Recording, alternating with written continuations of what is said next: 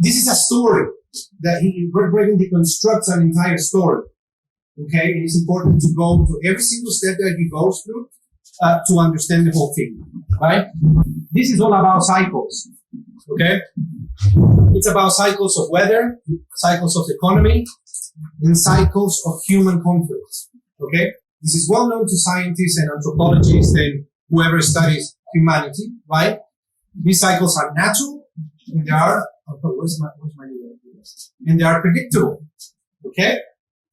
Ancient civilizations knew about it, right? So that's why the Mayan calendar could predict the end of a cycle at the year 2012 and such, right? This is a 5,000-year cycle. Mary talked about it a few weeks ago as well. And it's all related to the sun, to the magnetic fields of the sun, okay?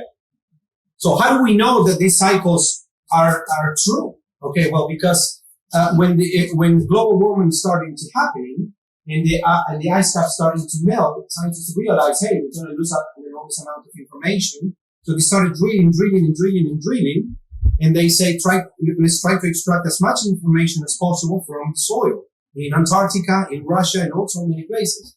And you can see over there here, that in all these core samples, in all these ice samples, okay, they have more than 420,000 years of Earth history. Okay, in that history, you can see patterns being repeated. Okay, patterns of weather, because the same elements keep happening, and when the CO2 levels rises and come down, it's all cycles, right? In all of those cycles, okay, it's how we act as humans, how we interact with each other. They are directly related in how we manage our civilizations, okay, in the cycles of economy. Okay, there's actually a Russian scientist called Nikolai Kondratiev that if you look it up, it's the Kondratiev graphs, okay, it matches precisely the cycles of the sun. Okay, all of those things leads to different innovations in science. Okay, bear in mind that always there is a military conflict and there's new technology comes, and that technology becomes alive to us, right? So same thing goes for economies, for the way we think, the way we operate. It leads to innovation and in different changes, all of these cycles, right? There we go. Okay, this is for instance, you can see the correlations is right there. This is what the Kondratiev graphs that I was telling you about. Okay, and you can see different panics and crises that happens in history. Okay, and then when the graphics goes up, this is when the innovation happens, and there's a massive increase in activity in the economy, for instance, right? And it's all related to the cycles of the magnetic fields of the sun, right? I'm going to try to go these parts a little bit quick so we get to the interesting part, right? With all of those new advancements that happened, okay, with all of these new innovation, okay, we advance in our technology, but our understanding of human psychology, biology, and so forth, right? Just to give you an idea, some of those advancements, okay, it's been documented now that every single organ in the human body has now the ability to heal itself, despite the fact that we've been told, okay, that you can't regenerate spinal tissue, pancreatic tissue, heart tissue, brain tissue. Well, now science knows that it is possible. Okay, and this is where we're going to go. Okay, they discovered that there's a magnetic field around the heart. Mary talks about it quite a lot, and she in her graphics and designs that look exactly the same, right? This magnetic field extends, it's a measurable magnetic field, and extends 5 to 8 feet from our heart. But that's only because the equipment that we currently have can measure up to 8 feet. Okay, scientists explains that at the quantum level, these magnetic fields could be infinite. Okay, infinite. We changed the way we see the atom, right? We went from the Newtonian ways of seeing an atom as a mechanical things, particles bouncing off each other and spinning around each other, to now we know that everything's energy. Okay, and now an atom looks like this. It's magnetic fields within magnetic fields. Okay, everything is energy, everything is light. We're gonna get there. Okay? The way we see stars, we look at the stars and we see individual objects, right? But when you look into the X-ray of the cosmos, you start seeing something else. You see energy patterns going from stars to stars, like this. Okay? Like this. This is galaxies. Okay? This is stars, this is galaxies, and this is a supercluster called the Laniakea. Okay? It's a supercluster of different galaxies. As you can see here, what we are seeing is patterns of connection, connections, right? Everything connects instead of separation, right? Here we go. In all of our ancient traditions, ancient texts, ancient beliefs, all across the globe, regardless of the era, they talk about connection. They talk about connection with the divine. They talk about connection with God. They talk about connection with a field. They talk about connection. Okay? In every single civilization that is out there, that was out there. Okay? This is, let me see, this light. Okay. Science is 300 years old, right? When Isaac Newton put together and consolidated the laws of physics. Okay, this was 300 years ago. Okay, so we are trying to experience we are trying to explain our human experience through the eyes of science today, right? Which is 300 years old, right? And we have an entire amount of information prior to that, that they tell us about connection, okay, from the spiritual world. Okay, but we tend to believe only science. Well, now science has much spirituality, and we're gonna get there. Okay? Okay, this, everything that I mentioned so far, obviously it would lead to a primordial question, right? Who are we? Who are we as a species, as a human, right? So, remember, if you have anything to say, just please jump on board, okay? In order for science to answer that question, who are we? They need to answer 6 primordial questions. They call the primeval. I don't remember the exact name, but they need to answer these 6 questions. What's the origin of life? We've been taught is random.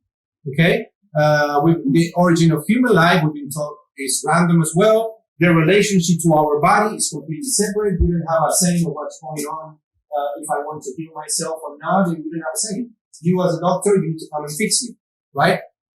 The relationship to our world is completely separate. We don't have a saying in what's going on in his life or her life or someone on the other side of the planet. I don't, because I'm physically not there, right? The relationship to our past is linear. We learned that civilization started 5,000 years ago, and that is it. And we are at the epitome of civilization. That's the end of the story. Okay? And what's the rule of nature? Competition and conflicts.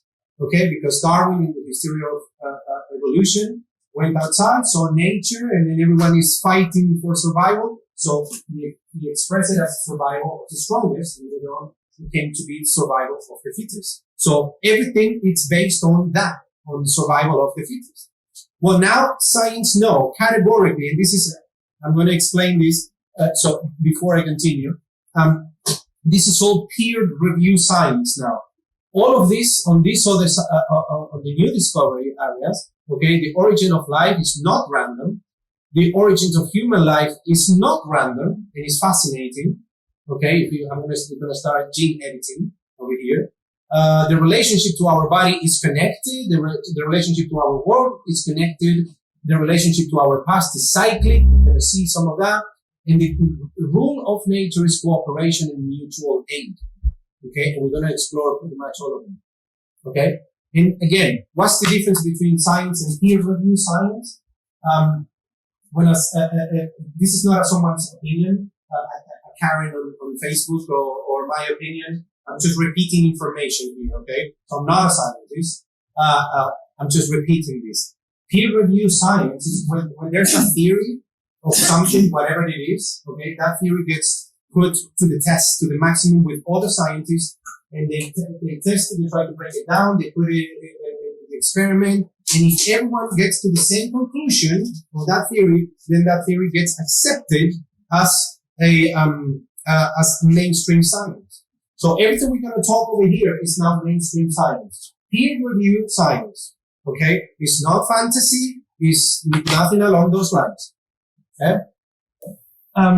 This is what I was trying to explain, right, about Charles Darwin in the theory of evolution. And this is one, again, we're going to get to the science of it in the genes of all this. Okay.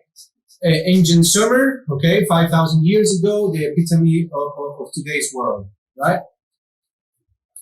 Okay, well, that's not the case, okay? When it comes to history, there are enormous amount of evidence all across the globe that we had technologically advanced civilizations prior to 5,000 years old.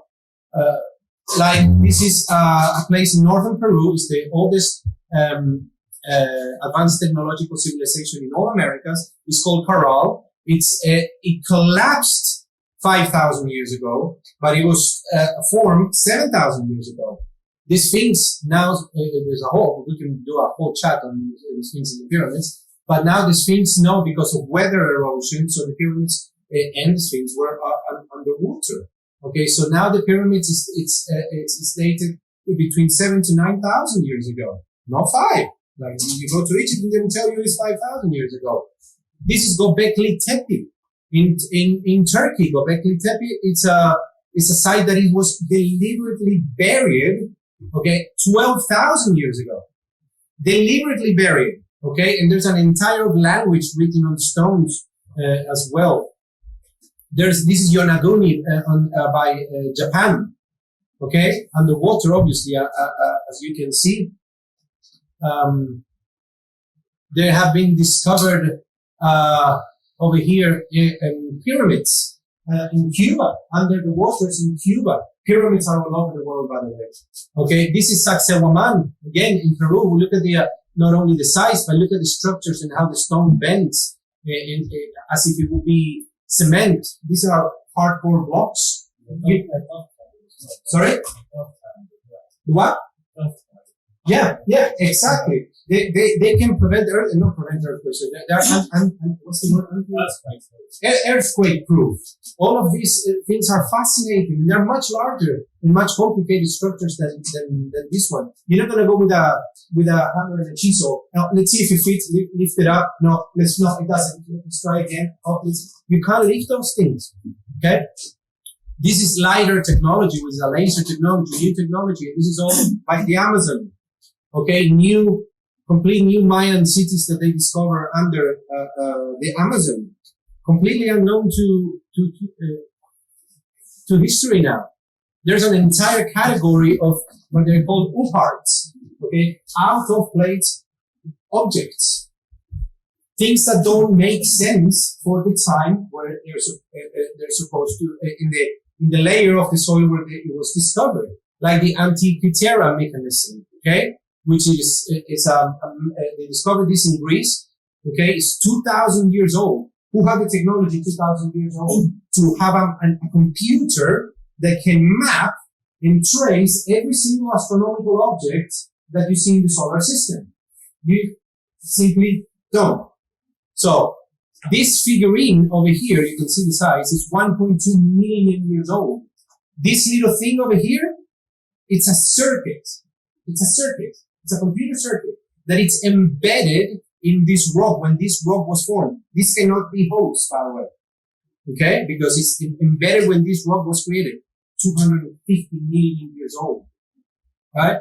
This is 400 million years old. It's a hammer. This is obviously have been calcified, carbonized, so it becomes rock. Yeah. Exactly. Here we go. Why we limit ourselves just to what's happening on Earth? NASA has released a lot of course, there's a lot of controversy. Don't take me wrong.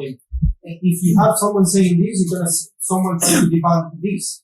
Okay, vaccines are bad, and then they're telling you no, they're good.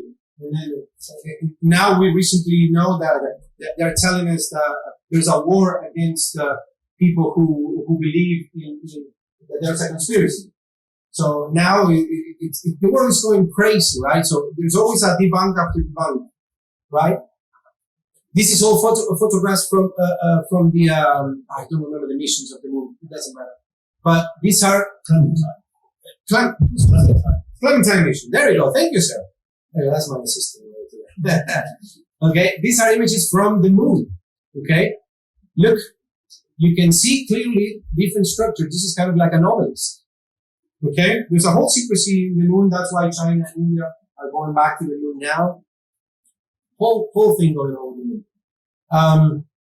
In ancient texts in the Mahabharata, okay, in this Indian text, it says it describes an ancient war between two civilizations, and they literally describe the process of the atomic bomb.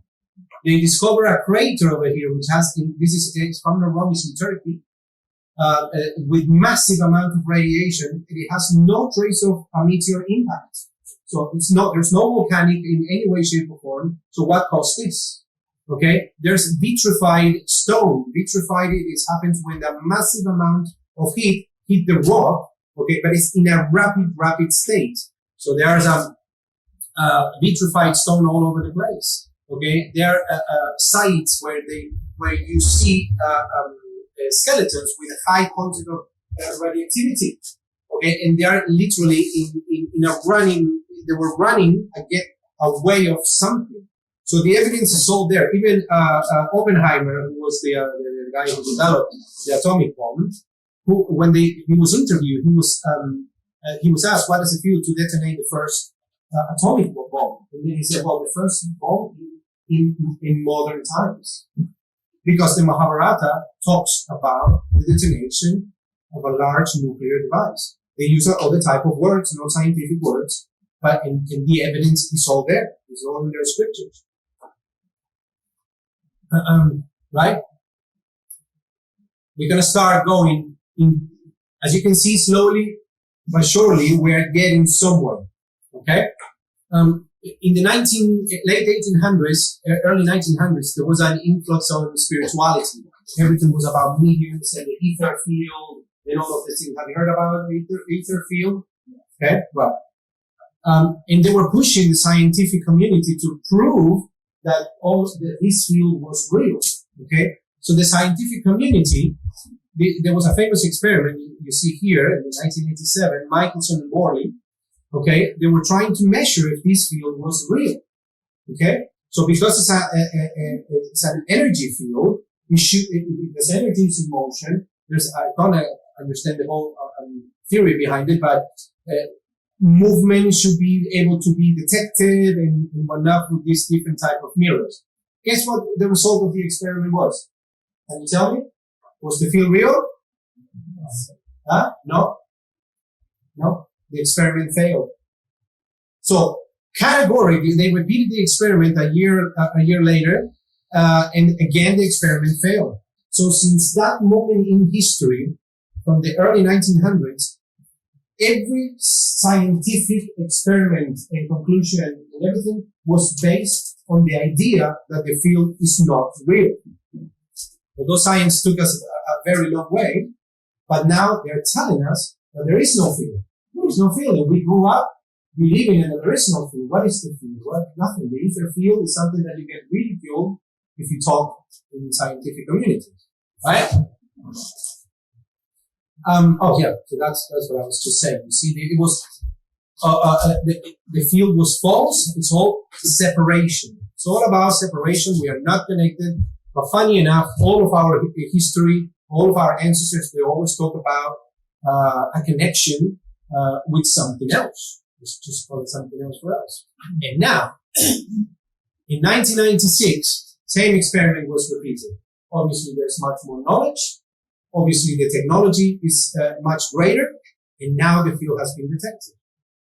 So since 1996, this is obviously very recent, we know that there is a field. Okay, and we're going to talk about this field because it's very, very important. Okay, the movie The Matrix, it was based on the science. Okay, at the time when 1996 came out, I don't know, it was 2000 something, on the idea that there is another world to the one that we see. there is something else. And the Matrix, for those who are digging down the rabbit holes, the Matrix turned out to be more like a documentary than a sci-fi movie, right? Okay, this is important. Yeah, go for it.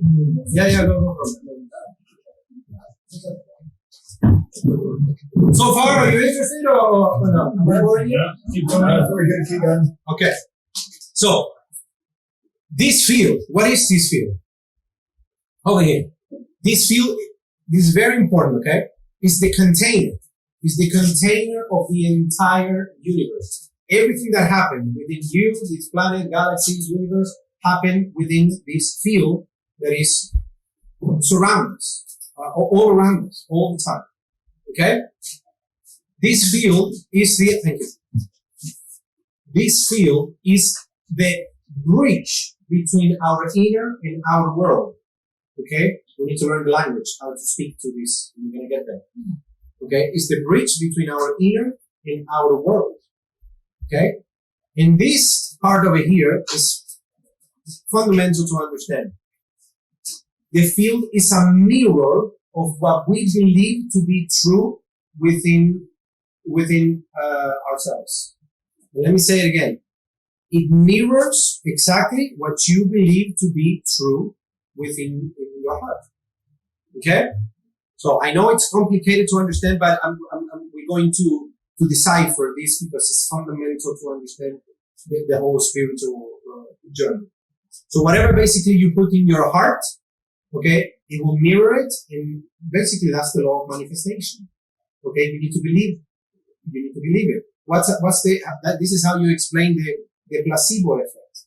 For instance, scientists never could explain the placebo effect, right? What is the placebo effect? It's the strong belief that you took something that is going to cure your cancer, for instance, right? You're so convinced because you don't want to die, right?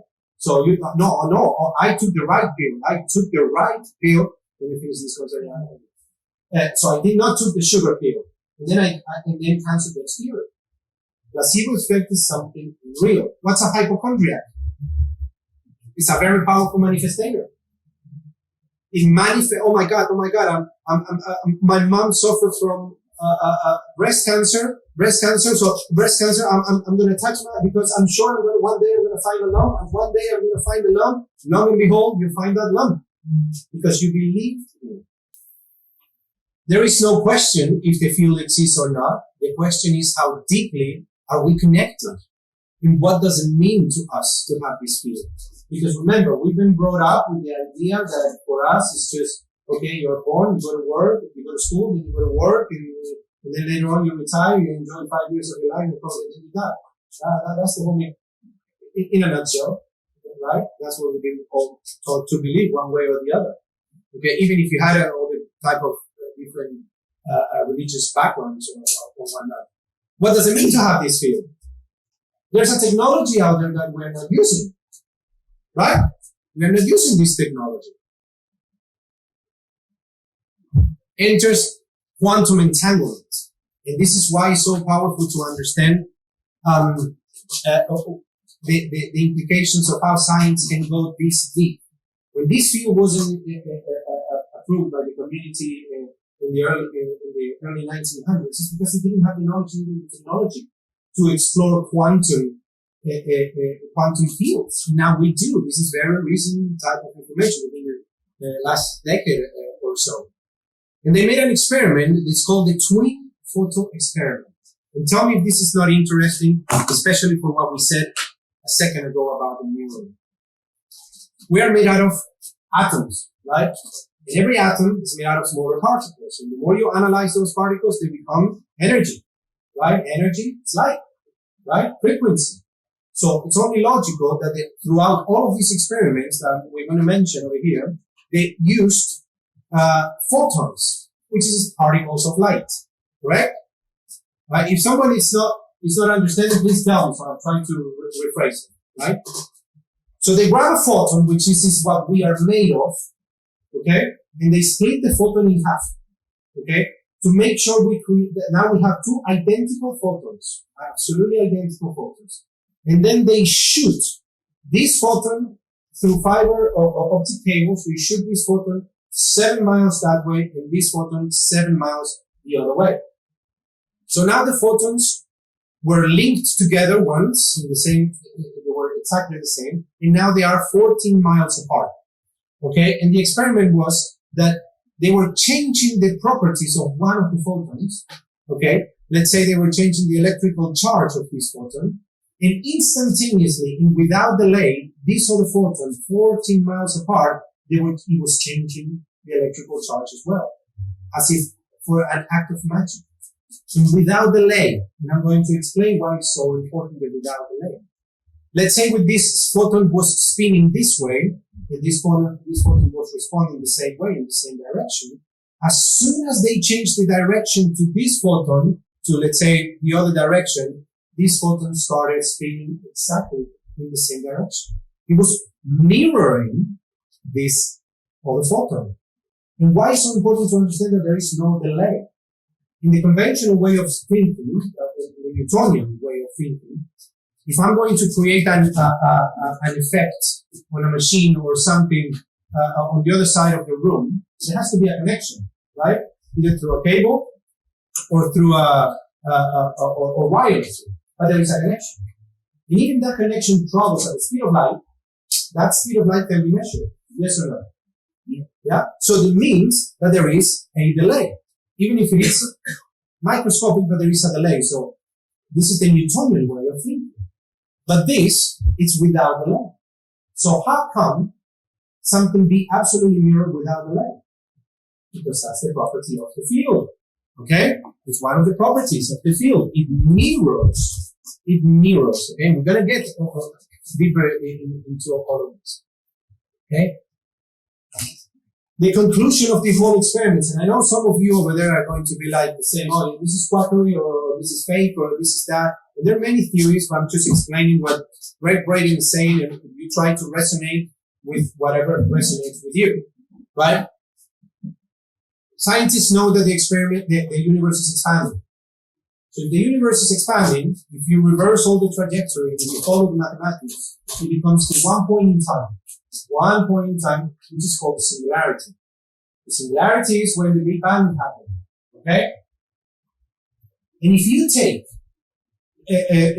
all the matter, all the empty space inside an atom, because it's 99.99% empty space, if you take it away, and you only compress just that matter, every single atom of the universe, you remove the empty space, all the matter will be the size of a green pea. All the matter in the universe. It will be all condensed into the size of a green pea. And it's in the moment of the Big Bang, when there's a primordial release of energy, though you don't know how that release of energy happened, where that green pea, all that matter in the universe, and it was all connected at once, okay, it gets absolutely blasted all over the place. Okay? In very rapid fashion, obviously, right? And that's how, obviously, you go from here to there. This is the microwave background. So we might be somewhere around here. And we can see the universe that keep expanding and expanding and expanding. What matters about this is that now we know that all matter at one point was all connected. And the twin photo experiment was telling us that once matter is connected, it remains connected energetically. So we are truly connected energetically with every single atom in the entire universe. This is very interesting as well. Okay? And again, you can expand on all these. These are just photos that I put together, but then you can obviously expand your own journey into all of this. Another property of this field is that it's holographic. And this is so important to understand as well. What's a hologram? A hologram is a piece of something that reflects the whole. Okay? And a classic example of that, it was these little bookmarks that we used to have. I don't know if you remember them back in the 80s. That they were kind of like holographics, and they were kind of like in 3D, and they were making to raise. Do you remember them? Yeah. Okay. Basically, imagine that you have something and you split it in half and you look at that half and it still shows the entire object, right? You split that in half and you look at a quarter and it still shows the entire everything, right? And you split it into bajillion pieces and you look at it and then lo and behold, you're still seeing the whole complete object. Well, now imagine the whole universe. Yes, that's exactly it. That's exactly what it is. It's a fractal. Imagine the entire universe if you keep splitting it and splitting it and splitting it in half. And if you look at a tiny, tiny piece of that universe, and you still look at the entire universe in that tiny little piece. And why this is so important to understand? Because again, in the conventional way of thinking, we are taught that in order for me to make a change, I can only make the change right here because I'm present right now. How in the world am I going to make a change in my country, in Uruguay, if I want to pray for the health of my mom, for instance? Of course it doesn't have any effect, right? Of course not. Well, it does. Because we're gonna get there, but if I was to have one piece of that universe, if I make a change, here, this is why it's a good image over here. Imagine this, right? All split into all of these. And one tiny little black dot is the reflection of the whole, right? So if this is my piece over here, and I make a change on my little piece, I don't need to go to the other side, part of the universe to make that change again and again and again and again. It gets reflected through the holographic principle. Does it make sense? Yeah? And trust me, when it comes to this, you can start going into rabbit holes just with the holograms and all the technologies that they are developing through holograms. It's mind-blowing to say the least. Right? Right.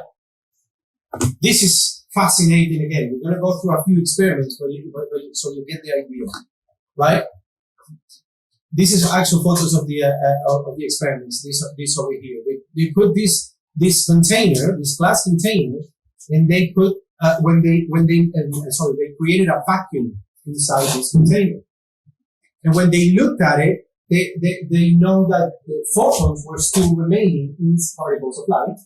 They were still remaining inside the container, right? And all those photons were scattered all over the place. They were randomly all over the place, right? And they put inside that container human DNA. Human DNA, a very pristine form of human DNA that comes from the umbilical cords of newborns because obviously it hasn't been exposed to the stress level, so it's very, very pristine. And when they measured the photons, again, this is incredible, the photons took the shape of the DNA strand. Okay, like a double helix, you know the double helix shape of a DNA? Photons adopted the geometry of the DNA. Okay, so look how mind-blowing that is. We're gonna get there, okay? The conclusion of that experiment is human DNA affects matter by communicating through the field. Okay, so now I want you to put a pause to this experiment. Just put it to the side, okay, because it goes in connection with the next one. And this is fascinating as well. Humans, scientists knew that human emotions affect our own personal DNA, right? We all agree on that, right? We destroy our own DNA according to how we feel, right? But they wanted to know if human emotions can affect someone else's DNA. Okay? So there's a very famous experiment I'm going to get you in a second. So they placed human DNA within the range of the torus, is that how you pronounce it? Torus? Yeah. Torus magnetic fields of the heart, okay, of someone who was projecting a lot of positive emotions. Okay, I can't see your faces already. No, that's right, because it's good for the screen. It's good for the screen. It's good for the screen. And this is important to understand. The DNA has the capacity to coil itself and just to stretch, right? So in the presence of positive emotions, the DNA strand extended. In the positive of negative emotions, the DNA coiled itself up to the point that prevents itself from developing function. Okay, from sending the signals to the cells for a particular function that cell is meant to do, right? But in the presence of positive emotions, it extended so much to the point that that DNA could literally break and form a new strand of DNA. Okay? Tell me if that's not interesting. In the presence of positive emotions, right?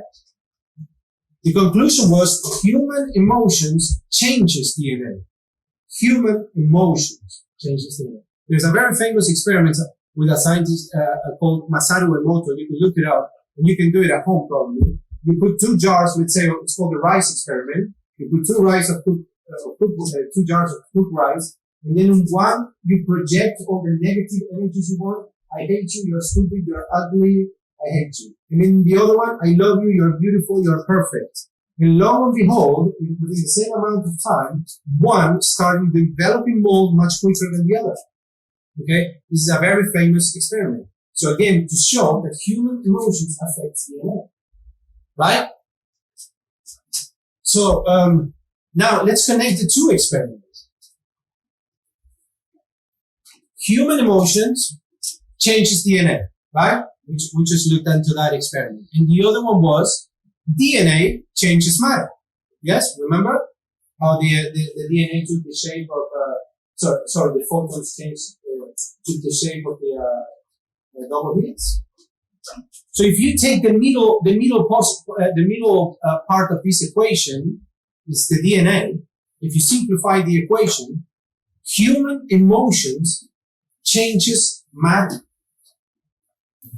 Try to think about the implications of this, because when you start seeing miracles and people performing no touching healings and stuff like that, well-trained people we are talking, no, there's a lot of folks over there as well, but this is happening, and I'm going to show you a real example. In martial arts, by the way, one of the myths, anyone over there here done any martial arts?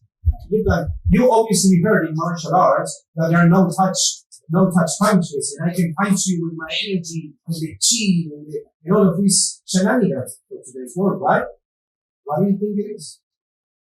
When we are doing Reiki, most of us they love some ideas of Reiki and all of this energy. It's just this, and we can change the DNA of another person through Reiki in all of this experience. So the same way, martial arts obviously it traces back to ancient times. You can generate punches with an enormous amount of energy and without touching. I'm not saying that it's easy to do or today's society, no. But it is possible. It is possible. It's fascinating. Human emotions changes matter. Try to think about what it means to yourself. Okay? And we're gonna go exactly how and why this happens. This is an inner technology if we decide to embrace it in our lives. By the way, this is free. I'm not trying to convince you or sign you any contract with anything, so you can only try. Right?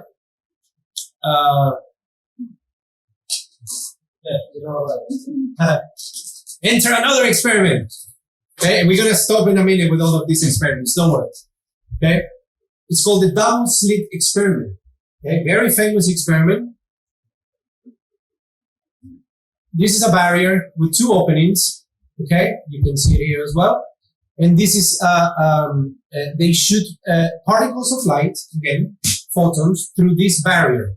So it's only logical. Logic will tell you that if this is a barrier, what you would see projected in the back wall, it will be just this shape, correct? Because only these particles of photons goes here. Oh, I think it goes from here to there, and it hits there. And this particle goes, and it hits there. Correct? So you will see these 2 lines forming over here. That's what logic is telling us. But then the important part of this experiment, and this is when the experiment was being observed or measured. Okay? The result is determined by whether or not someone is watching the experiment. Because when you are not watching the experiment, okay, and you are not with a device, you are not looking at the experiment, the photons of light changes from particles to waves, and they behave like waves. And instead of forming as straight lines like this, these waves started crossing with each other. In the moment of crossing, they form multiple patterns, like you see here. You see? So what matters over here, besides all this technological stuff, is this part.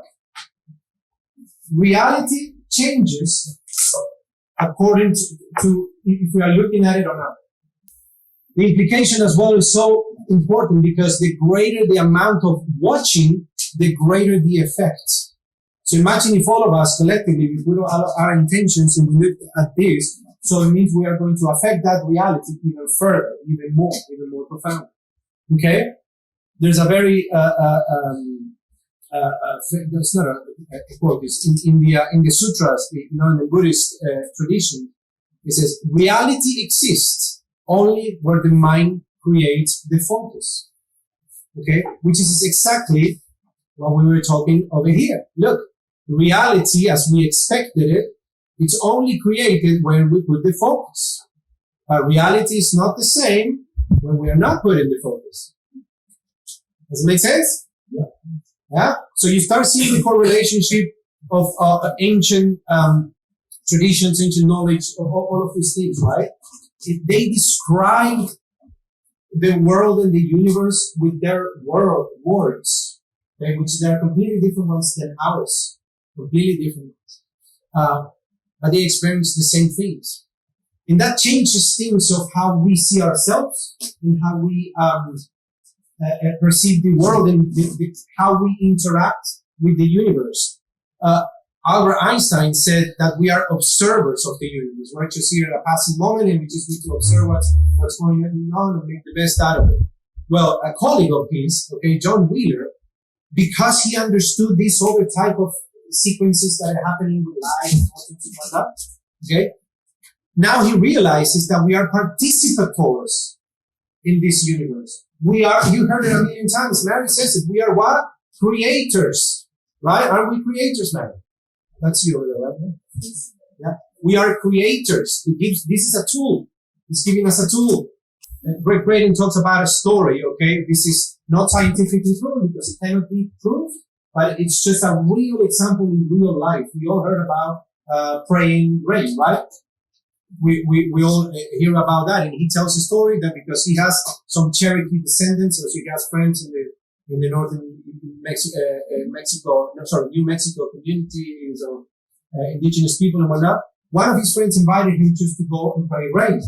Okay, so they went to this sacred place. They put this, they had these stones in place, and then he said, "My ancestors put these stones in here because where the skin between worlds is very thin." That's all he knew and how he could explain it. Okay, but clearly there's a correlationship with magnetic fields of some sort over there. So he obviously was ready and accepted. He went over there and he thought he was going to paradise, or whatever. But this guy took his shoes off, stepped into the circle, okay, and did a little prayer over there. And then literally in a couple of seconds, he stepped out and he said, "Come on, let's go for dinner." And they went right and asked him, whoa, I thought you invited me just to come and pray for rain. He said, "I didn't invite you to pray for rain. I invited you to pray rain." And there's a big difference. Okay, and you can see how we need to shatter this paradigm. And that's why I was telling you about how the violent process that we need to do just to make that break of old way of thinking to start thinking in this new spiritual world.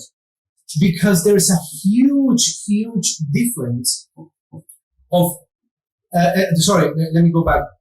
The guy explained what he did during that prayer.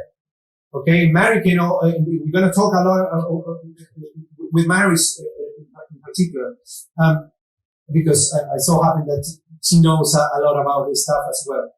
You get into this hard brain coherence, which we're going to talk in a minute, okay, and then you feel the feeling of the rain.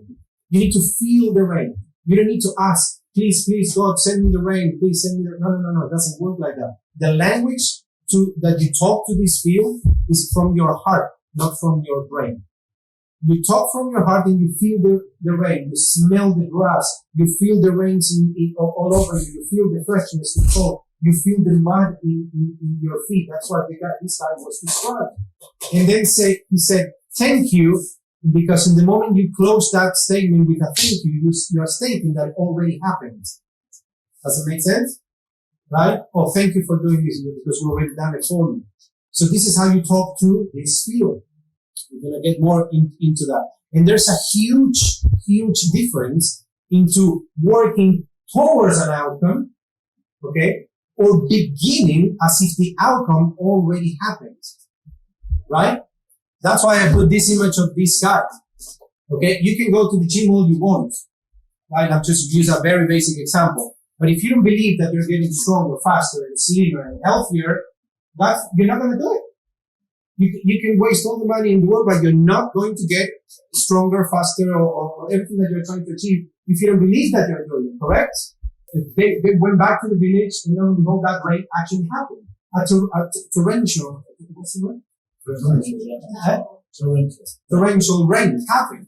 Okay, but it was so much, and even Gregg asked his friend and said, but how do you stop it? And I said, well, Gregg, that's the part that we never learned, that our ancestors never told us how to manage it, because we don't know how to stop it. Okay, so that comes to show you that there's a lot more to explore within that. And lo and behold, again, look at this. This is the weather pattern precisely on that date. He took a photo, and there was this massive high pressure weather coming this way. Okay, in that moment, look what happened. Whoop! It made this how would you call this? This dip, and then he continued his way, and they were over here. And this is no surprise, because weather patterns are easily affected by magnetic fields. So, in the heart is the strongest magnetic field in our bodies, hundreds of times stronger than our brain. So it's only logical that when you want that to happen, and if you generate enough of that image in your heart, not your logical brain, okay, you start changing magnetic fields. And we will get through that. It's fascinating too. So when, sorry. Go for it. So when the government houses start to play with weather, yes, what impact does that have on magnetic fields? Yes. Weather manipulation gets done through substances and magnetic fields. We have an expert over here, my friend over here knows all about EMPs, electromagnetic pulse. And this is what happened with the vaccines, and this is what happened in this gene therapy. Yes. I would say going even a step further, what happens when the governments all around the world are telling you climate change, climate change, climate change? Yes. And everybody starts generating the alarm about climate change. Yes. Yeah. Yeah. And the television is basically the worst weapon that the government was ever invented. Because we are doing the work for them. We are doing the work for them. Okay? It's through the fear. That's why we say fear is the worst thing. Yeah. Oh my God, we're going to die if we don't have the vaccine. Yeah, we all thought about that at one point or another. Okay, at least I did. Okay? It is through that, oh my God, that we are changing the magnetic fields, and that's things happening. And that's how they control it, because we are the little toys, and they feed us with however they want. This technology is being used against us. Not me! Not exactly. But that's why, for me, it's all about the violence of breaking old paradigms, old ways of thinking, and start embracing all of this new information that is out there, but no one can connect the dots. You understand? If someone else, she's not here, but she said it in the last Saturday. Oh, I'm not fully understanding this power, the power of manifestation, or how the manifestation is going to help me in my daily life. Well, this is it. This is the kind of technologies that we have, and we're going to go through more of these inner technologies. Listen to this. These are medicineless, and this is when I'm going to get to your, Marianne. There are medicineless hospitals in Tibet, in China. medicine less. Okay, where they only focus into these type of practices. Okay, they make the patient obviously change their habits, change their diet. They make them work with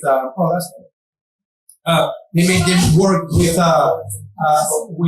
energy patterns and energy movements that makes your energy flow, like qigong. You know, you heard about qigong. It's all energy management. Okay, so all of these happening, but listen to this, and this is what mind blowing. This is the video that she was telling you. But this is a video. Of course, I don't just put a few photos, but 3 minutes. yeah, it's a 3-minute clip, and you see it in real time. Okay,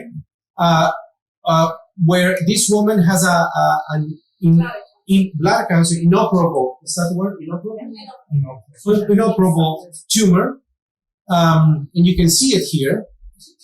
Okay, and in one of these medicine-less hospitals, okay, remember what we said, okay, humans emotion changes DNA, remember that?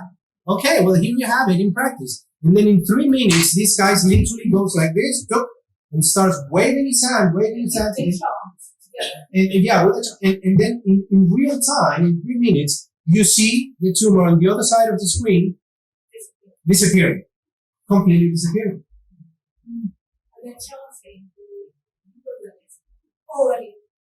Yeah. Already. Yeah, already done. It's already happened. It's already happened. Remember what we talked earlier. Everything that you need to start as if already happened. You don't wish for the cancer to be away. And this is important because if you, let's say, if you want to find the love of your life, if you want, give me a baby, for example, or whatever it is that you want to manifest in your life, if you wish for it, you are stating that it's not there. Okay? Please send me rain. Please send me rain. Please send me rain. You are stating that you don't have it. So remember, the language that this field interprets is not the one from the brain, it's the one from the heart. So if you are saying that you don't have money, well, I'm not money. I'm not going to send you money. I'm not going to send you money. I'm not going to send you money. That's what you're telling the field. And this is why ancient traditions learn to talk from the heart. There's this I don't remember not the Hopis. There's another tribe somewhere in South America. I don't know the name. Okay, that they actually isolate their newborn babies for 2 years. For 2 years, they don't let them see the day of life. Okay, and they spend time in their huts and in caves with their mothers because they know that they need to feel the world first from the heart. From the heart. And not start immediately with this process. I'm doing home education, some of you know about that, and some of you know how much we destroy, how we quickly rip apart the kids out of the mother's arm, you know, just to put them in the school system. What, for 20 years, so you can be part of this hamster wheel that we all are, in the rat race, huh? This is industrialization for you. That's what the school system happens. So this is how it's mind-blowing to watch these things. And if any of these things start clicking on you, please go and do more research because every single time it gets more and more and more and more and more. And like I said, I'm not claiming that I heal my heart doing this, okay? But I know I was just purely focused into be like, no, I'm healed already. I know this. I'm more powerful than this vaccine. I know. I heal that. I know. And I don't know any meditation. Never done any meditation. That's why I love Mary's work over here. And I want her to teach me everything she knows. Because now I know that this is the tool we need. And we had a long chat, didn't we? We had a very, very long chat with Mary about all of these things and allow me to speak in your behalf. But sometimes it feels the frustration, right? Because when she tries to talk to people about this type of stuff, that she's very sensitive with all of this stuff, and she's been studying for decades, okay? People don't get it, and I get the frustration. And for me, it's like, well, your language is too advanced. Does it make sense? Her language is already too advanced. We are in the baby stages over here, trying to learn about energy, trying to learn about connection, trying to learn. And some other people, like Debbie over here as well, they're very much in tune. People can feel, people can see, people can work with energy, right? Those are the prime examples. Okay? Yep. You know all this story, all about it, right? These are the secrets that have been removed from the Bible in the 4th century. Emperor Constantine in the Council of Nicaea. But up until that point, the Word of God, there was no one book of the Word of God. It was just a compendium of different manuscripts of all different people from different tribes, right? Emperor Constantine put at the Council of Nicaea, and among all the things, he removed from the Old Testament 42 books. Why those books are not in the Bible today, or any religious books? Makes it fit in and of itself. There you go. Because this is an inner technology. Everyone knew about it back in ancient times. All of Native American Indians, all of South America, China, they knew about this. It's us who we live in this first world who think we are the epitome of everything, and we are starting to learn all these things. This is all history. Yes, it's history.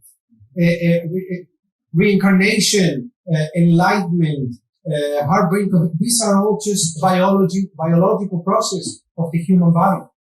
It's just now they obviously, in the same way they make us believe one thing. Now, of course, for us, it's just a circus. It's just what's the word? Pantomime. Pantomime. You know what I mean? Because we weren't taught to believe this. Part of those books were discovered in the Nag Hammadi library in the south of Egypt.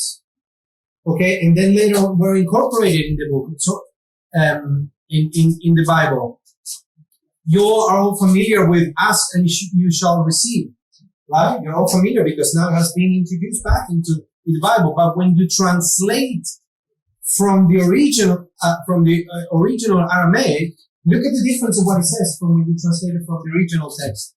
Ask without hidden motive and be surrounded by your answer. Be enveloped what you desire that your gladness be full. This is the important part. The be part. You need to be. Remember? You need to start as if the outcome already happened. That's the big difference.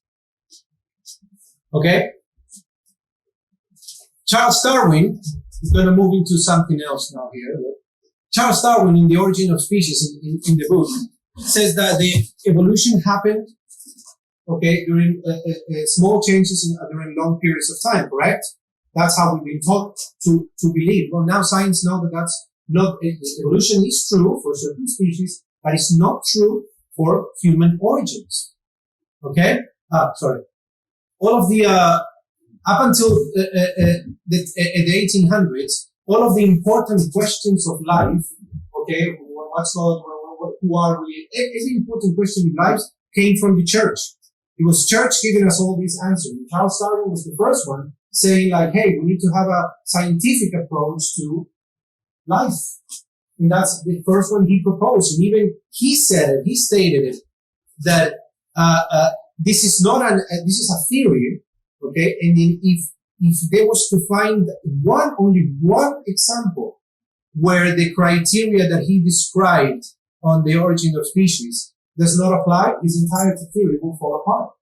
Okay, and we will go through there, and you'll see how the origins of life is not, the origins of human life is not correct. You all heard about the missing link, right? There's a missing link in history, right? Where are the archaeological records of us humans prior to 200,000 years? There are other type of species of humanoid and related to apes and whatnot, but not to humans as we know it today, as the modern humans. And that is what history can explain, what's called the missing link. Okay, there's a missing link, and you see it here. Something happened, okay, and the line breaks off. In us humans, the anatomically modern human, okay, we have mated with Neanderthals. We share the planet with Neanderthals, but we do not come from the Neanderthals as we used to believe. Something happened 200,000 years ago where we showed up. We showed up into this planet. No one knows how. Well, now science will find. Okay. This is a mystery. How come an ape, our closest relative, they have 40 8 chromosomes, and an anatomically modern human, they have 46. But we are way more advanced. Apparently losing chromosomes also. Huh? Apparently losing chromosomes also. We're gonna get there, and that's when we're gonna start developing some other stuff. This is how I know sometimes these things are not important for the whole concept that we are trying to put together, right? But this is obviously a cell. In the cell, you have this, which is the chromosome. These little fellas over here, the red dots, they're called the telomeres, and we're gonna talk about this because they're so important. Okay, and in the telomeres, you have the DNA, which is their instructions that constructs you. Okay. Something happened. Scientists are known. Again, there's entire conferences about about this. The chromosome number 2. Okay, the chromosome number 2 is what sets us apart from any other primate. Is what gives us the ability to be rational, to have logic. They give us the ability for possible thumbs. It gives us so many of the abilities that separate us. It all happens in the chromosome number 2. Why is that? There's a fusion, an ancient genetic fusion that took place 200,000 years ago, where these chromosomes, okay, they were cut over here, breaks in chromosomes, and they were fused together into this. Okay, so 2 of the primordial primate chromosome were fused together, and not only that, but all of this was genetically deleted as well. Because if you cut this in half and you join these 2, well, what are these remaining 2, right? They were deleted, intentionally deleted, right? And not only that, but there are functions that were overlapping functions, instructions in this DNA sequence over here, that they were turned off in order to make this chromosome stable. I know it sounds a lot of shenanigans, but think about it. Who had the ability to genetically edit a human genome over here 200,000 years ago? Who had the ability to delete all of this, and who had the ability to remain to activate or deactivate different sequences? Huh?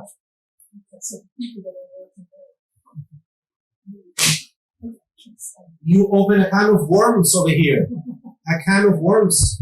And if you want to go aliens, this is where it starts. This is where it starts. Who believes in aliens? Who believes in aliens? Well, there you go. There you have it. The deeper you go into the rabbit holes of aliens, the quicker you come back to this. You quickly go back to genetically editing. But regardless of the aliens, that's not the point. That's why Gregg, remember we were talking earlier? Mm-hmm. He doesn't say it. He has his suspicions, but as a scientist, he doesn't say it. So you say when we had those original chromosomes intact, we were able to comprehend and do things at different levels until they take No.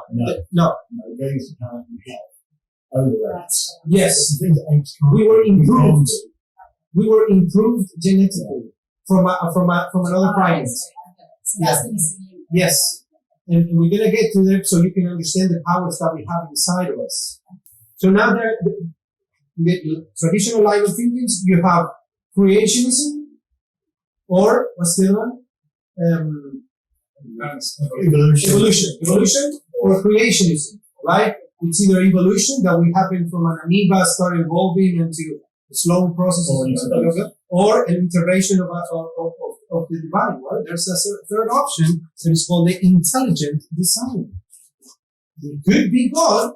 It could be God. It could be consciousness. It could be aliens, but aliens also will fall into the category of a God as well. An intelligent design. Right? So, this is so fundamental to understand. Okay? There's a process called irreducible. Am I making sense? Am I boring you? No? Oh, thank you. I appreciate that. I appreciate that.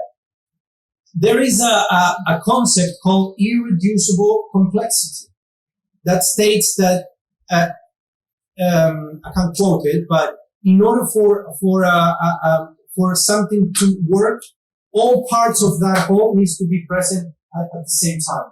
Because if you remove only one component of that, the whole would not work. That's irreducible complexity, right? Just to give you an example here, like a clock, right? If you were to walk in the fields and you find a watch, right, and you open that watch, right, you will find a lot of mechanisms. Yes or no? And so you are safe to assume that, some intelligent life must have created this. Yes? But if you remove only one of those cogs, then the watch does not function anymore. Right? So this is called irreducible complexity. And this is what started to prove that in humans, evolution, it does not correlate. Because in the, I can never pronounce this word. What's it called? Clotting? What's it? Clotting. In the clotting process of humans, we need to have 20 proteins all put together at the same time. So if we don't have those, if we have 19 proteins, it means we will bleed to death. Because the clotting mechanism will not happen. I have a cut, I bleed to death. And so I need 20 proteins to clot my blood at the same time. So what are the chances? Think about it. What are the chances of that happening naturally in small increments in the evolutionary theory? Okay? 0 to none. The human eye is another example. The human cell is another. You need all of these components in the entire functions of reproduction, eating, digestion, secretion, cleaning, and duplication, and everything for a cell to work. You remove one of these components, and that's it. The cell doesn't work, so we can't live. Does it make sense? The little wiggly tails at the end of the spermatozoids. Okay, they need something, an enormous amount of complex mechanism. One is not there, and you can't have it. So many components of the human body will not, that gives us life. There won't be, if they are not there, we wouldn't exist. Okay? This is actually the beginning of something fascinating, okay? Gregg Braden went into the oldest religious book that is known. It's called the Sefer Yetzirah. It's more than 3,000 years old. Okay? It's a Hebrew text. This text obviously contains knowledge that is much older than 3,000 years old, right? And even rabbis, they say that this knowledge is not allowed to be studied by conventional students because the knowledge that it contains is so profound that is only reserved for certain people, right? And basically, it described a step-by-step mechanism on how the universe and humans were created. And as if someone was present at the moment of creation. That's what that book is saying. Okay? But listen to this part because for me, it was like, I don't know if it was scary or what, but it was fascinating. In the process of creation, everything got created from earth, wind, and fire. Yes? Those are the words that they were utilizing at the time for the lack of better understanding of science. But if a scientist was to describe the process of carbon, nitrogen, oxygen, and hydrogen, which is a piece of DNA is made out of that. Carbon, nitrogen, oxygen, and hydrogen in a different sequences, in different patterns, right? So you will use the periodic, the periodic table. Whoever wrote that book, they did not have the periodic table at the time, by the way, right? So, every single ancient text, for some reason that they don't know how, but they have a mystical number associated with every letter of every alphabet that we know. Okay? Cuneiform, Hebrew, Greek, Arabic, Sanskrit, any, they have a mysterious number associated to each letter. Yes? So, and this is Gregg Braden's work, by the way. Okay? So if you look over there, nitrogen, carbon, there's this hydrogen, carbon, nitrogen, and oxygen. It has an atomic mass, an atomic weight. You see all those numbers that we didn't like and we didn't understand when we were in high school? Well, basically what he did, he checked the nitrogen, carbon, hydrogen, carbon, nitrogen, and oxygen, the atomic weight of each of those elements that makes us, okay, and compare it to the texts or the numbers of the ancient texts, right?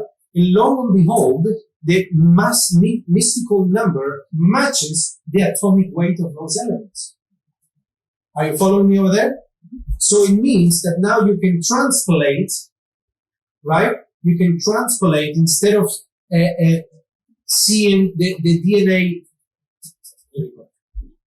You can transpolate it into the DNA sequence. Instead of seeing numbers, you can transpolate it into letters, right? So, lo and behold, there's a message encoded in our DNA. And the message literally reads, from the ancient text, by the way, okay, ancient text, it reads, God eternal within the body. That gives me shivers when I understood that process. Because it's the signature. Every time you paint something, you create something, you put your signature to it. Right? You put a signature to it. In ancient belief, spiritual belief, they always tell us that God is where? God is where? No, yeah, but God is within you. God is within you, right? That's what the traditional beliefs tells you. God is within you. It literally is. Instead, it's written on your genes. And right after he published this information, Japanese scientists, they started developing the technology and they encoded the entire libraries in the DNA of bacteria. Entire libraries in the DNA of bacteria have been encoded into the DNA. And not only that, but they reproduced that bacteria for 2,500 cycles of the bacteria reproducing itself. And after 2,500 cycles, they managed to still read the DNA sequence with the message of the entire library. Can you comprehend what we're talking about here? It's mind-blowing because someone put a message into our DNA. In whatever religious or spiritual belief that you practice, it does not matter. It will all come down to the same principles. It will come down to the same principles. And again, I put these scientific journals and stuff. So, because when I read this for the first time, it was like, oh, this is too much. It's too mind-blowing, right? It gets to a point where things are too much.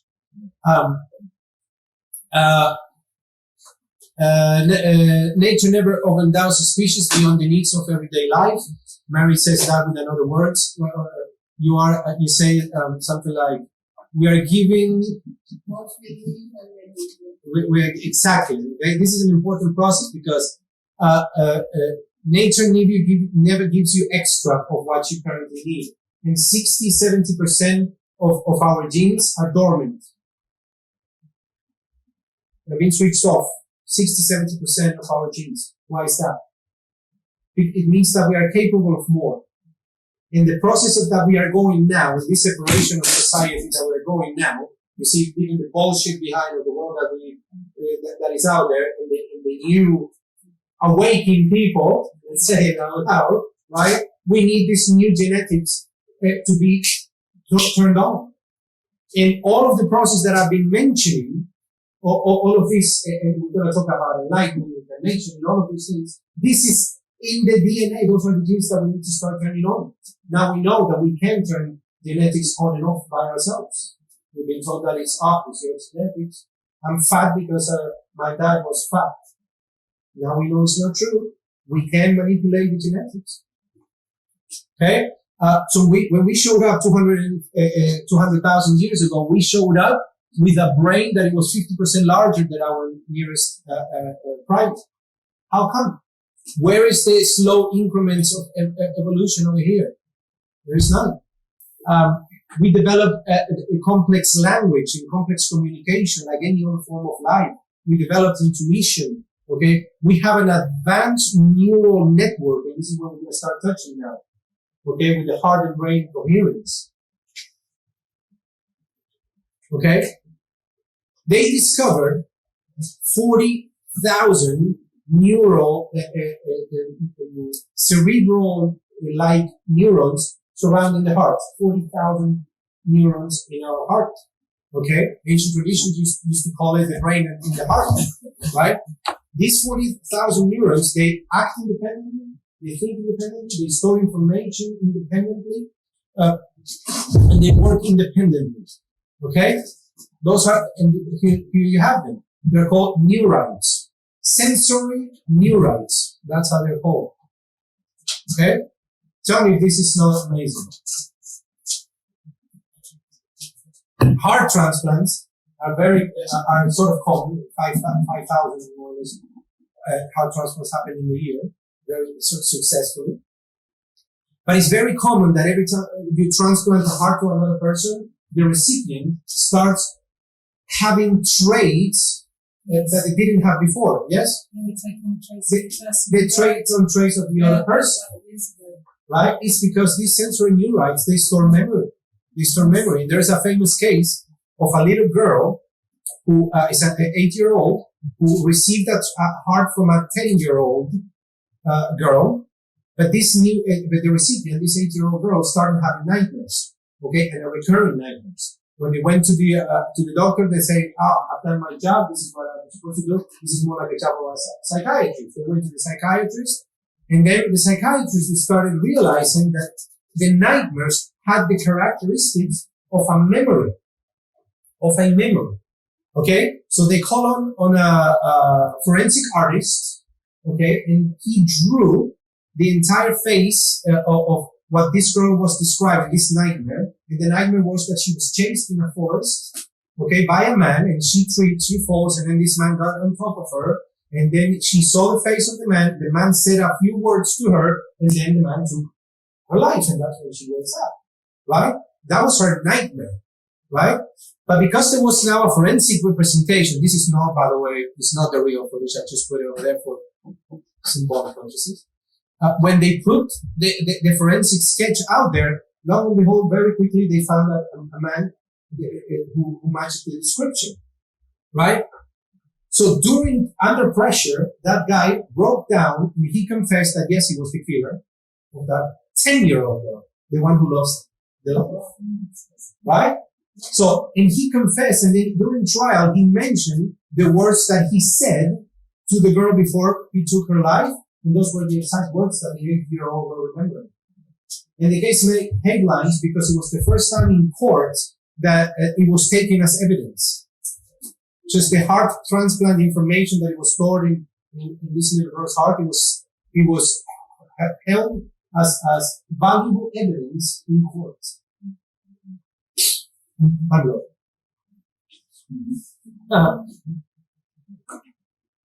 In this neurological pathway that we have from our heart to our brains, okay, it's called heart-brain coherence. Okay, we normally have this staggered connection, you know. Most of the talking happens from the heart to the brain, by the way, okay? But there's a way of harmonizing this connection over here, right? And when we reach that state of heart-brain harmony, okay, we have deep intuition, super learning, super fast processing power, telepathy, I guess you mentioned about telepathy, remote viewing, self-healing, and all of these processes that we will use to classify it as this is BS. No, they're all true. It's just we haven't developed the technology yet. Remote viewing, for instance, have been successfully been used in warfare since the 1970s and before that. Yeah. Remote viewing. Remote viewing is when someone assists someone else to get into a deep trance of state, and that person can travel to a particular location, and then someone else starts sketching what that person sees, okay, and successfully pinpoint to, let's say, where ballistic missiles are, or where that person is being held, or stuff like that. Yeah, it's a fascinating. Yeah, they're using warfare. Yeah, United States, they use it. Israel uses it because in the war of Iraq, they managed to pinpoint the exact location of ballistic missiles using remote viewing. It's being used today. It has been validated. It's a valid form of process. Yeah, my uncle, very clever, did that. Did a little session regarding telepathy and what you talked about. And he was in a room and you could tell where this book was and what the guy was actually doing. And honestly, it was creeping me out. Yeah. But yeah, it was really. Yeah. Yeah. Yeah. Astral travels, when people, I feel like I'm dreaming and I'm out of my body and I can fly away. This is all part of because it happens spontaneously. We didn't have an explanation for it in today's world. We just leave it as something like, only you, mystery or whatever. When we connect the heart and our brains in this process, heart-brain harmony, which we need to develop a frequency of 0.1 hertz, that's what it's called, the body releases 13 biochemical processes, okay? Because when you are in this brain-like state, you are in a very, very, very safe place. You know that nothing is going to, you can't meditate if you have your kids jumping around or if something is happening, right? Within this heart-brain coherence, they discovered a new wavelength of the brain, okay, which we didn't know about. This is when we are in deep sleep, the delta wave, the theta wave, in deep meditation, like light sleep, relaxed, calm consciousness in alpha wave. You can see the frequency, how they start getting more and more amplified, right? In beta state is the awake, the normal alert consciousness, that way we are all right now. But they discovered a new one, which is the gamma state. As you can see, it's much more rapidly firing up, and that's that allows the super focused mind, increased brain power, blah blah blah, all of those things. That they are known Tibetan monks, and they study Tibetan monks extensively because they have the ability to regulate their body temperature at will. They do all sorts of stuff that we can't, right? And it's because when they do this heart-brain harmony, they develop these gamma states. That's what happened in the brain. Okay? We get to HeartMath Institute. Okay? This is this institution in Northern California, okay, studying the heart in these new unconventional ways. And they do all sorts of experiments, and they're fascinating. We're going to get to some of that. Okay? And they explain the technique. We're going to go just really quick over there. Okay, which is just basically shifting first the attention to the heart, because we normally are all the way up here. And this is the reason why in ancient traditions we put the hands in praying hands next to our chest. Because in the moment we touch our chest, our brain has to go, I'm feeling something in my chest. So I need to go to my attention. That's why the hands here. The next step is slowing your breathing. I don't want to spend too much time because obviously I'll go longer. You slow your breathing, and then there are 4 words that apparently are the ones that they know that they work 100% of the time. And it's appreciation, gratitude, care, and compassion. If you start thinking about those words and you start bringing those words into your heart, that generates the 0.1 hertz frequency over here, and you generate this cascade of biological responses to your body. Because you are in this such a profound, deep state of relaxation that allows not only for that, for all those superpowers, let's call them, but also it triggers so much healing in your body. We tend to think about life that is finite, right? Since the moment we are born, we begin to die. Yes or no? That's how we all think, because we are thinking, that's how people age, so that's how I'm going, that's where it's going. But there's a big difference into believing now with all of this new belief system that since the moment we are born, we begin to heal.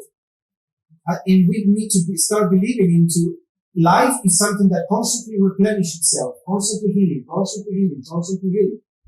Try to think what it would do to your mind if you spend 40 years of your life, 43 in my case, if you constantly, this moment your brain it's brought to this world, you are healing, you are healing, you are healing, you are healing, you are healing. Okay? You're replenishing, you're replenishing, you're replenishing, you're replenishing. You're not getting old, you're getting wrinkles. But you're not getting old. You're replenishing, you're healing, you're healing, you're healing. Does it make a difference or not? Right? There you go. Okay? There's, when you study all the Tibetan monks and nuns in the monasteries, they are very, very common to live up to 120 years old. There's a reason why particularly 120 years old. Roughly speaking, okay? They are very much healthy, strong, they have all their hairs, very much healthy eyes. It's very powerful, right? And the nuns and monks, they assist other yogis that they are in the mountains of Tibet, and those people are known to be living 200, 300, and 400 years. Of course, they're not documented, and those people, they live a very just secluded life, and they do absolutely nothing but sit and do this their entire lives. And there's a reason why they can expand their life that much. Science can explain it. Okay, there's biblical phrases that mention in passages that of beings living hundreds and hundreds of years, like Methuselah, okay, who happened to live to 969 years old. And this is all because of this. This is what I wanted to get. It's all about telomere shortening. Okay? I'm going to explain it briefly. There's something called the Hayflick limit. Okay, don't pay attention too much to this. These are the cells. They can divide basically in a lifetime, in your lifetime, 40 to 60 times the emissions, right? In each cell contains the chromosome. And the chromosome contains at the end this little thing called the telomeres we talked about earlier.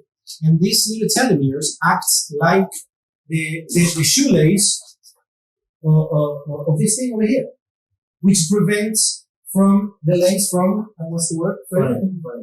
Frame, right? So if I get rid of this, I don't have any more shoelaces because it will start falling apart. This is exactly how this telomere works. And every single time the cell divides into a new cell into your body, it loses a little bit of the telomere, until it's completely gone. And in the moment that it's completely gone, the cell cannot cannot sustain the information any longer. The DNA cannot be sustained any longer, so it's not being duplicated anymore. So if it doesn't duplicate, it means you are aging until the moment you die. That's what we know as old age, and we die. So this is directly linked to longevity. This is the reason why how we determine how long we're going to live. And because we have 80,000 pairs of telomeres, okay, if you divide 80,000 approximately, this is an approximate number, approximately divided by this, it will give you 120 years old. So if you divide this by this, it gives you 120.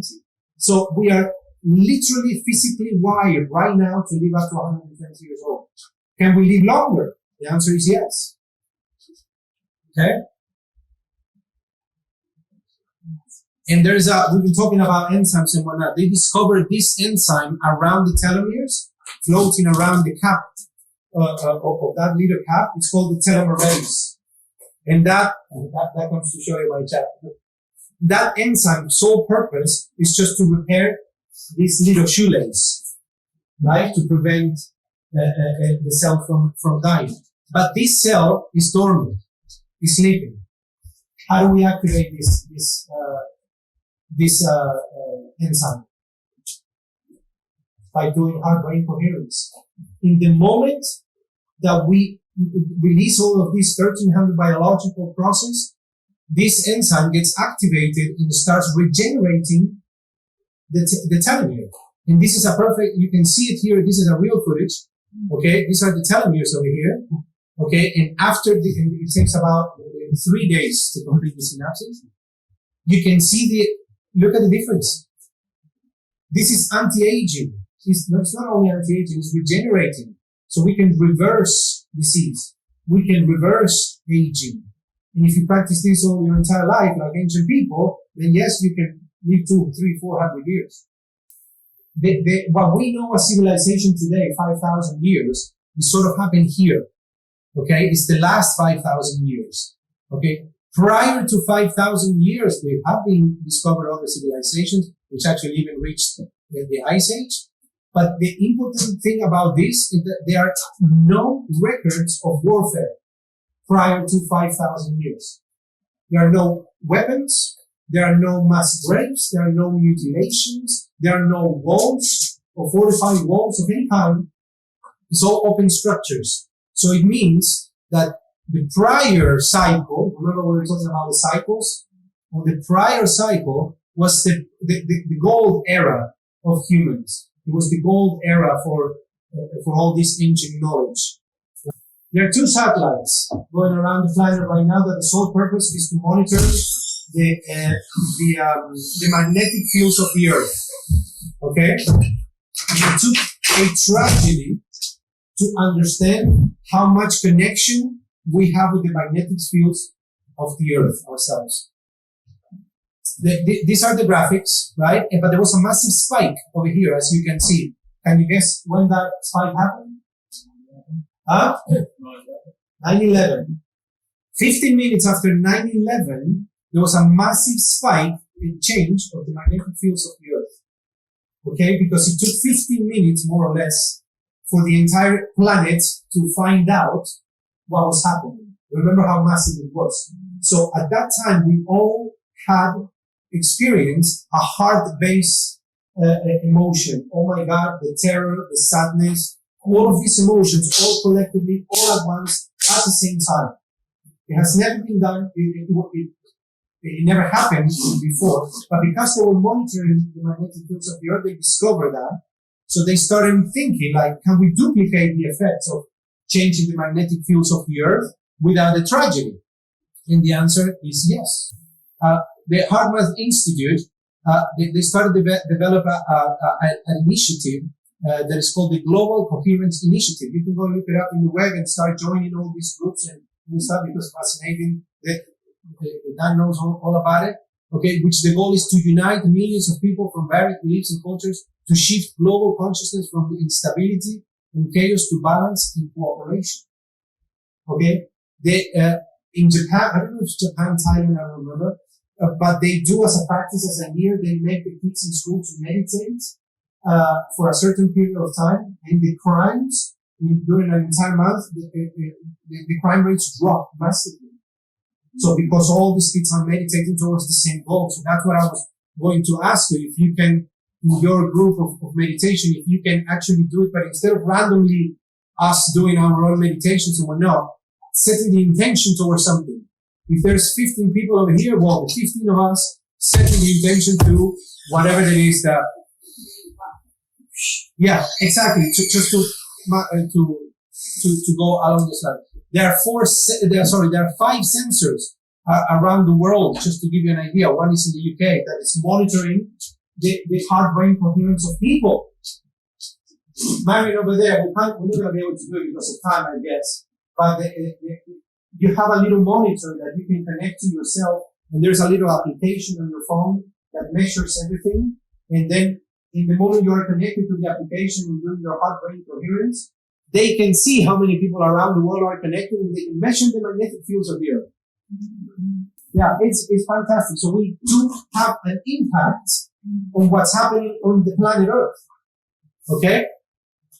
This is the last one. Okay? And we go home.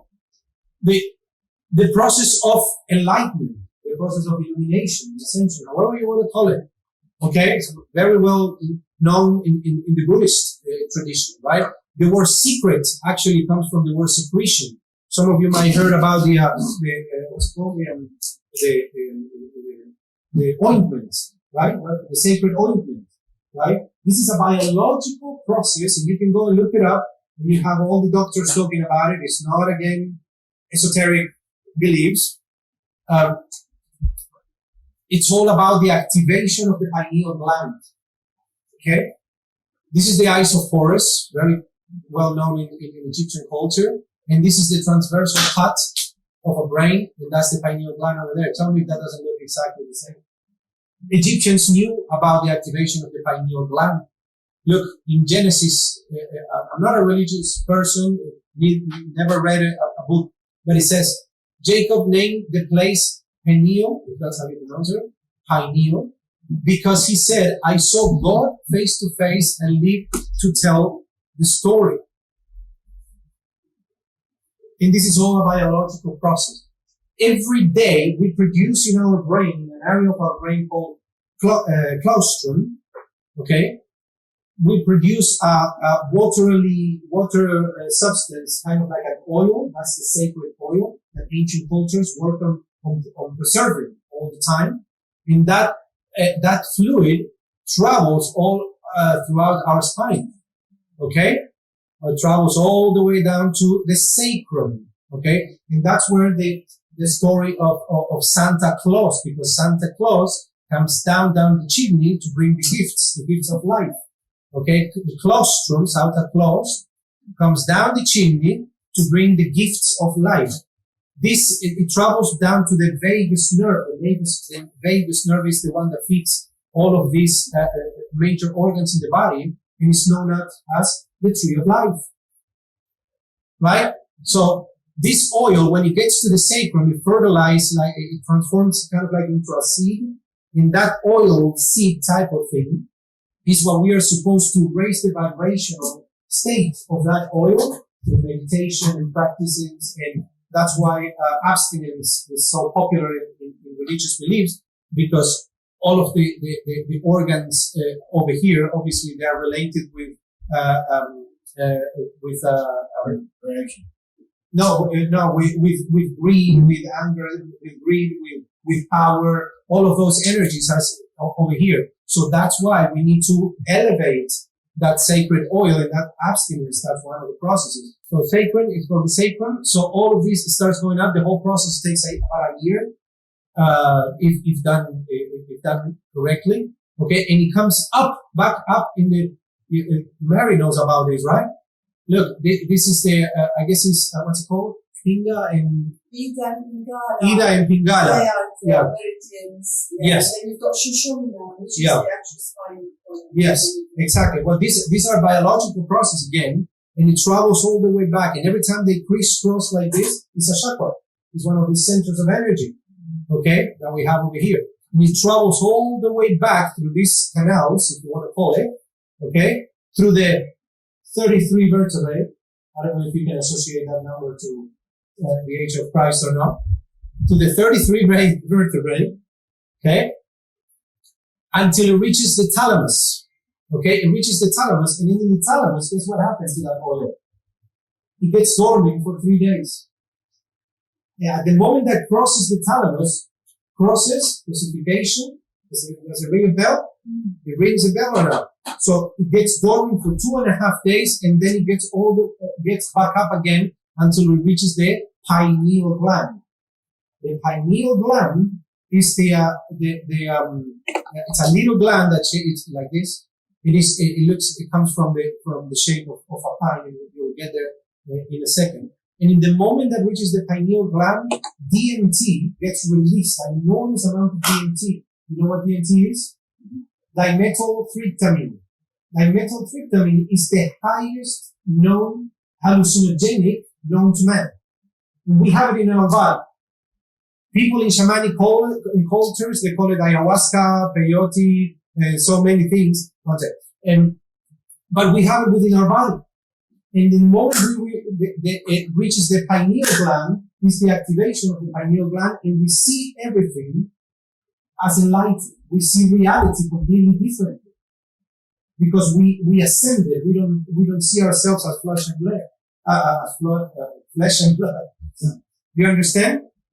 And this is why in the Indian cultures, what do they have over here?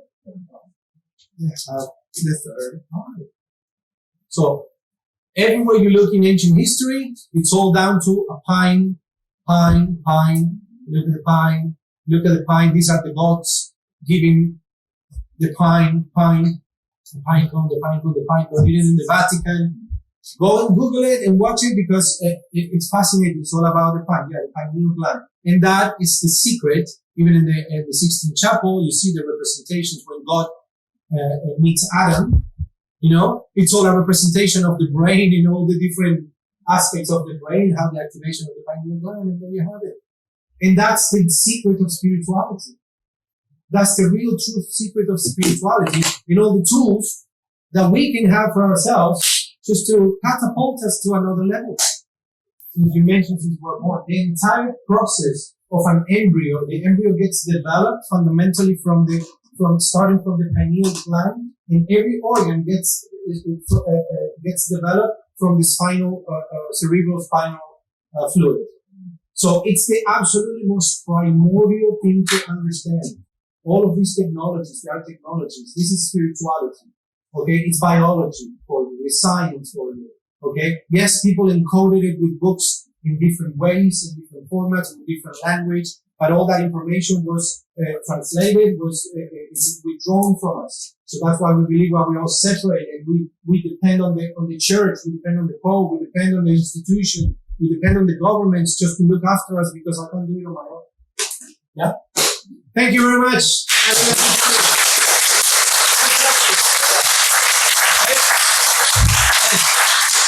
Just to give you an idea, this is a very condensed version of everything. Now you get the whole season 1. This is season 1 of Missing Links of Braden and Gaia.com. I'm not affiliated by any chance, but anyway. But then there's season 2 and season 3. So please, I have all these videos that explain, he explains it, but it took me a while to connect all the dots because you need to watch it several times to make sure that, this is why he talked. That's why I started talking about ancient civilizations, the connections, the cycles of the sun, and all of these things. Because you need to put everything together in one big bag. Like it's just oh, God. I didn't understand the mechanics of the science of the experiments or anything like that, but I understand the bigger picture that he's trying to make.